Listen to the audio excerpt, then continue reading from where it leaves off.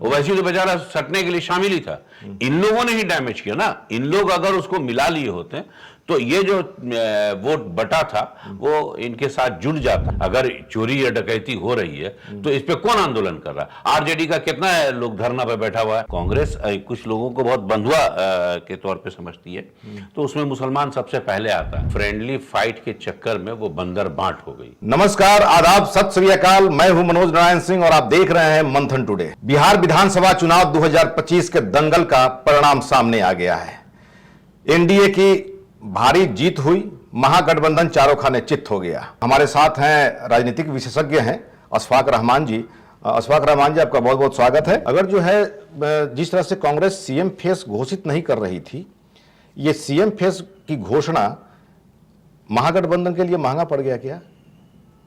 चूंकि तेजस्वी पर जो है उधर हमको ऐसा नहीं लगता। देखिए, कुछ युवा तेजस्वी के साथ इस पे थे, जो आपके भी जितने संवाददाता लोग गए थे उन्होंने जो रिपोर्ट ली थी, तेजस्वी के साथ वो लोग थे कि युवा लोगों को लग रहा था कि तेजस्वी एक फेस है।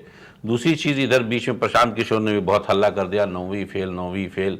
कई चीजें ऐसी हैं जो मतलब मिला जुला कर, और दूसरे इनकी अपनी गलती, टिकटों को बंटवारे में इतना ये बाजार में ये बिक जाना, और किसा समाज में किसा बहुत महंगी टिकट, एनडीए की किसी टिकट के बिकने की कोई ये नहीं रही, लेकिन इनके महागठबंधन को हो गया। राबड़ी आवाज के सामने नागिन डांस का बहुत सारा वीडियो वायरल हो रहा था। हाँ। और आरोप लग रहा था कि 2 करोड़ में 3 करोड़ में जो है टिकट बांटा जा रहा है, बेचा जा रहा है। बहुत ज्यादा चर्चे में है ना। आप सोशल मीडिया उठा के देख लीजिए तो इतना चर्चे में रहा और इतना ज्यादा लोगों ने इसको, इसका इफेक्ट तो पड़ा होगा। बहुत ज्यादा इफेक्ट क्या पड़ा, इसका बहुत ज्यादा इफेक्ट पड़ा।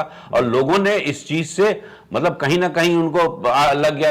हालांकि आज भी अपराध कम नहीं है, ऐसा नहीं है, लेकिन एक नागिन डांस करने वाले मदन शाह मधुबन विधानसभा क्षेत्र के, उन्होंने नागिन डांस किया था और वो रो रहे थे, और रोने के दौरान उनका जो वीडियो बना वो वीडियो वायरल हो गया। हाँ, बहुत वायरल। और मधुबन की अगर बात करें तो मदन साहब पिछली बार 5,000 वोट से बीजेपी के कैंडिडेट से हारे थे, राणा रणधीर सिंह से। लेकिन अब की बार जो वीडियो वायरल हुआ, और वो व्यवसायी वर्ग से आते हैं, और जो भी वैसे वोट है वो वैसे वोट जो है शिफ्ट कर गया बीजेपी। हाँ, बीजेपी में शिफ्ट। तो वहां पर सभी लोगों का कहना हो गया कि दिन के 12 बजे जो है बीजेपी सीट यहां से निकल गई।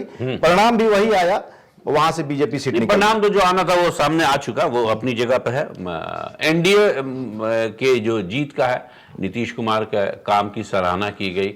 उनके सबसे बड़ी बात ये हुई कि मुस्लिम वोट उनके साथ बहुत तेजी से पलटा नीतीश कुमार के पास, और वो 40% जो मुसलमान उनके साथ चले गए, ये उनके बहुत ऊपर आने की ये हो गई। तो आप मानते हैं कि ओवैसी ने महागठबंधन को डैमेज किया?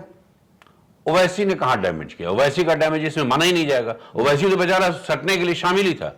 इन लोगों ने ही डैमेज किया ना। इन लोग अगर उसको मिला लिए होते तो ये जो वोट बटा था वो इनके साथ जुड़ जाता, और मेरे ख्याल से सीमांचल का 24 सीट में तो इनका दावा हो ही जाता। लेकिन इन लोगों को जो ये घमंड बना हुआ है, और सो कॉल्ड सेकुलर पार्टियों को, कि नहीं मुसलमानों के साथ हम जो चाहेंगे वो करेंगे, तो मुसलमान भी कह रहे कि भाई तुम्हारे साथ रहने से अच्छा है कि हम भाजपा के साथ चले जाएं, एनडीए के साथ चले जाएं। वही हुआ, और 40%, और संभवतः अगर नीतीश कुमार रहते हैं लंबे समय तक तो ये वोट उधर ही डाइवर्ट करेगा, इनसे छीन जाएगा। लेकिन जिस तरह से अगर सीट का, अगर जो बंटवारे की बात करें तो कांग्रेस को 61 सीट दिया गया था। 61 में आरजेडी ने 12 ऐसा सीट दिया जहां पर आरजेडी का भी कैंडिडेट लड़ा कांग्रेस के खिलाफ में, वीआईपी का भी कैंडिडेट लड़ा, लेफ्ट का भी कैंडिडेट लड़ा। देखिए, वो फ्रेंडली फाइट किसी की नहीं हुई। नहीं, फ्रेंडली फाइट के चक्कर में वो बंदर बांट हो गई। बात को समझ लीजिए। वोटों का बंटवारा हो गया, बिखराव हो गया, लोगों को समझ में आ गया कि साहब ये लोग कभी एक नहीं होने वाले हैं। ये एक है ही नहीं, वरना 12 सीट पे सबके कैंडिडेट उछल रहे हैं। इसका मतलब क्या हुआ? ये एक नहीं है, ये ऊपरी मन से क्षणिक लाभ के लिए ये लोग जुटे हुए हैं। जनता ने अपना दिखा दिया, जनता को जो दिखाना था। तो क्या राहुल तेजस्वी की जो यहाँ पर जोड़ी रही, और जिस तरह से वोट चोर गद्दी छोड़ का यहाँ पर जो है जो प्रोसेसन राहुल गांधी ने निकाला, उसका कुछ असर नहीं पड़ा? असर शायद पड़ चुका था, और बहुत अच्छा पड़ा था। राहुल गांधी की जो कोशिश थी वो बहुत कामयाब थी। राहुल और तेजस्वी के साथ में राहुल का कद बढ़ रहा था, बिहार में बड़ा लग रहा था, कद है भी बड़ा उनका। लेकिन तेजस्वी ने उसके बाद फिर एक यात्रा निकाल दी यही उनके फेलियर का कारण हुआ। लोगों को लग गया कि साहब ये कद बढ़ाने के लिए राहुल गांधी का कद नीचा कर रहे हैं, ये इंटरनल घमासान है। वो जैसे दो भाई है ना भाई, तो तेज प्रताप बाहर रहेंगे तो तेजस्वी घर में रहेंगे। तो एसआईआर को लेकर के माने इन लोगों ने 1 महीने का समय जो बर्बाद किया, उस समय एनडीए जो है अपने वोट बैंक को पोलराइज करने में वो मेहनत किया। तो जिस तरह से एसआईआर को लेकर के संजय राउत ने जो है बयान दे दिया है कि बिहार में चोरी नहीं डकैती हुआ है, बंगाल में भी डकैती महा डकैती होगा, इसको आप बंगाल का समय अगर आता है तो आएगा। आप इलेक्शन कमीशन पे केस नहीं कर सकते हैं। अगर केस कीजिएगा हाई कोर्ट में भी तो फिर वापस वो आपको इलेक्शन कमीशन ही भेज देगा। 2023 में जो बनाए गए कानून है उसके मुताबिक। तो संजय राउत समझदार आदमी है और उनकी अपनी है। अब डकैती कर लिया इन्होंने तो आप बचा लीजिए, इसके खिलाफ कोई आंदोलन कर रहा है। अगर चोरी या डकैती हो रही है तो इस पे कौन आंदोलन कर रहा है? आरजेडी का कितना है लोग धरना पे बैठा हुआ है, कितना बैठा हुआ है? महागठबंधन का कांग्रेसी के धरना पे बैठा, कौन इस पे प्रदर्शन कर रहा है? कौन इस पे जाकर के रास्ता रोक रहा है? कौन रेल रोक? कोई ऐसा आंदोलन हो रहा है? कोई नहीं। एक धरना तो हो ही नहीं रहा, आंदोलन क्या होगा? लेकिन एसआईआर तो बुरी तरह से पिट गया यहाँ पर। भाई एसआईआर पिट नहीं गया, एसआईआर में कोई ऐसी बड़ी बात नहीं वो होता है। उन लोग र्यूमर फैला देते हैं। देखिए भाजपा अपने उद्देश्य में सफल है, वो मार्केट में र्यूमर दे देती है। जैसे शत्रुघ्न सिन्हा ने परसों बड़ा अच्छा एक बात बोला कि भाई यहां ट्रेन टाइम पे नहीं आती है, प्लेन टाइम पे नहीं आती है, ठीक है ना, लेकिन आतंकवादी और बम धमाका एकदम इलेक्शन के टाइम पे हो जाता है। तो ये शत्रुघ्न सिन्हा ने कहा, जनता भी देख रही है, समझ रही है कि इलेक्शन जब आता है तो कुछ ना कुछ ऐसा हो जाता है। तो शत्रुघ्न सिन्हा ने शायद उन्हीं की बात बोली है, लोग भी समझ रहे हैं कि ये क्या है। तो पहले शत्रुघ्न सिन्हा बीजेपी में थे, अटल बिहारी जी के समय में काफी उनके करीब थे, अब टीएमसी में चले गए हैं। अब तो बंगाल का भी चुनाव होने वाला है। लेकिन सबसे बड़ा सवाल यह है कि एसआईआर का मुद्दा तो यहाँ पर इनका पीट गया, राहुल गांधी ने जो कुछ भी किया परिणाम जो है सब कुछ मटिया पलित कर दिया।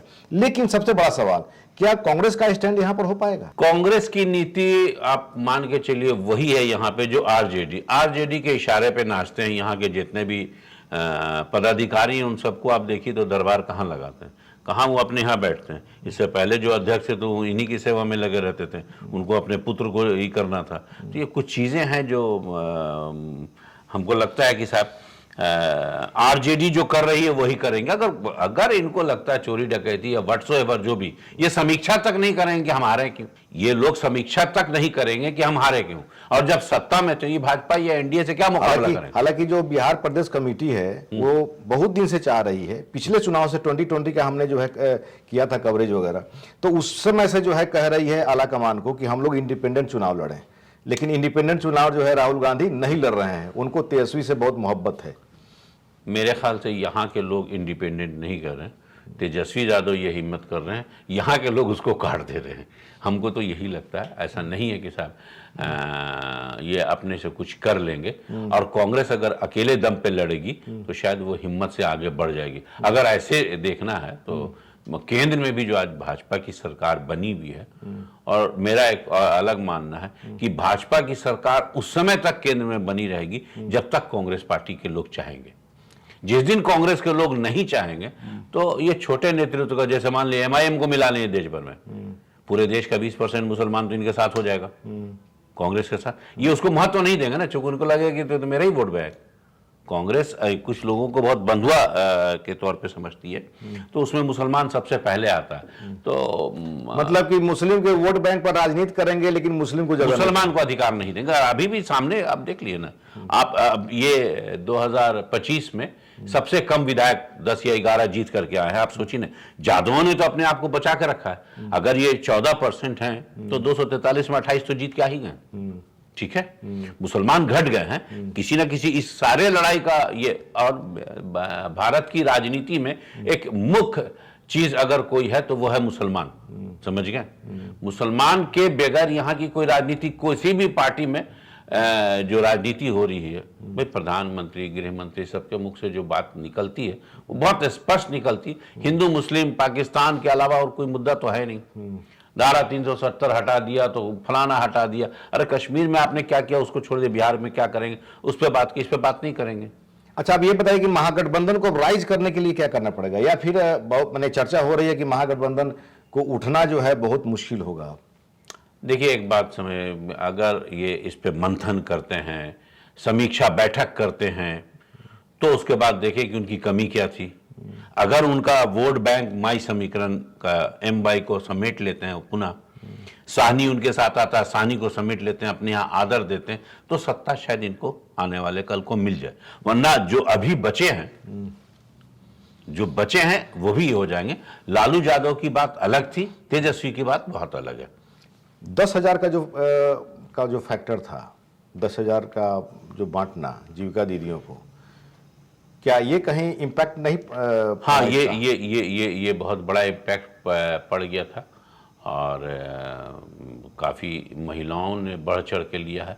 महिलाओं का ये वोट बैंक इनके लिए करीब करीब हमको लगता है कि ये इंटैक्ट है। शराब वाले टाइम से ही ये महिलाओं के इस पे, तो महिलाओं को लगता है कि हमको रोज़गार मिल रहा है, हमारे लिए एक अच्छी अपॉर्चुनिटी है जो नीतीश कुमार ने दी है। तो इस वजह ये भी एक बहुत बड़ा फैक्टर है। महाराष्ट्र हो चाहे दिल्ली हो या फिर मध्य प्रदेश हो, यहाँ पर तो बीजेपी जो है ये खेला कर चुकी है महिलाओं के वोट बैंक में शामिल करके। वो नीतीश से ही सीखी है, ऐसा बात नहीं है। नीतीश जी की कुछ नीतियां ऐसी हैं जो पूरे राष्ट्र में चल रही है। नीतीश जी का अपना एक ये रहा है और उसी को लेकर के चल रहे हैं। तो क्या आपको लगता है कि ये एनडीए जो है फिर इस मुद्दा को लेकर के फिर आगे का जो चुनाव होगा उसमें जाएगी? संभवतः ममता दीदी को हराने के लिए तो ये प्रयास जरूर करेंगे। अब वहां क्या होगा ये वक्त बताएगा, चूंकि ममता दीदी भी राजनीतिक विशेषज्ञ ही हैं और राजनीति के अच्छी खिलाड़ी हैं। उन्होंने इंडस्ट्री के खिलाफ जा करके इंडस्ट्रियलिस्ट को हटा करके और उसके बाद सत्ता पाई थी और फिर इंडस्ट्रियलिस्ट को वो बुला रही। तो राजनीति इसी तर्ज पे चल रही है। वहाँ अगला चुनाव तो वही है, देखिए क्या होता है। वहां पर जिस तरह से अगर एसआईआर का, वहां पर जो वेस्ट बंगाल कांग्रेस कमेटी है उसने सुप्रीम कोर्ट में एक अपील दायर किया है और याचिका दायर किया है कि बिहार की तर्ज पर यहाँ भी सुनवाई हो और एसआईआर पर जो है सुनवाई करके उस पर रोक लगाया जाए। और एसआईआर अगर वहाँ पर होता है, बिहार की तर्ज पर पहले वहाँ पर एसआईआर हो रहा है, उसके बाद में दिल्ली की तर्ज पर, जब दिल्ली में जब विपक्ष में थी बीजेपी, उस समय जो है पैसा का, महिला वोट बैंक को टारगेट करके पैसा का देने का बात अगर आ जाए बंगाल में, तो फिर क्या बिहार की पुनरावृत्ति बंगाल में हो जाएगी? मेरे ख्याल से पहले एक सवाल पे सर्वोच्च न्यायालय इसमें कुछ भी नहीं करेगा। अगर करना होता तो बिहार के समय कर चुका होता। तारीख पे तारीख अगर अदालत में पड़ रही है तो आप समझ जाइए कि क्या है, ठीक है ना। और उनको जो कुछ करना है वो अपने आप को संभालना, अपने इस पे ये करना। दिल्ली में जो कुछ हुआ वो भी बहुत क्लियर कट है। इस पे बहुत ज़्यादा बोलना अभी सही नहीं होगा। आने दीजिए बंगाल का चुनाव। देखिए, रहा बात कोर्ट से जो मदद लेने की है वो बेकार है। चलिए, तो अशफाक रहमान जी का साफ तौर पे कहना है कि बिहार में महागठबंधन की जो करारी हार हुई है उस पर महागठबंधन को मंथन करने की जरूरत है। मनोज नारायण सिंह को दीजिए इजाजत। अभी तक आप मेरे चैनल को लाइक सब्सक्राइब नहीं किए हैं, लाइक करें, सब्सक्राइब करें और फॉलो करें। बहुत बहुत शुक्रिया।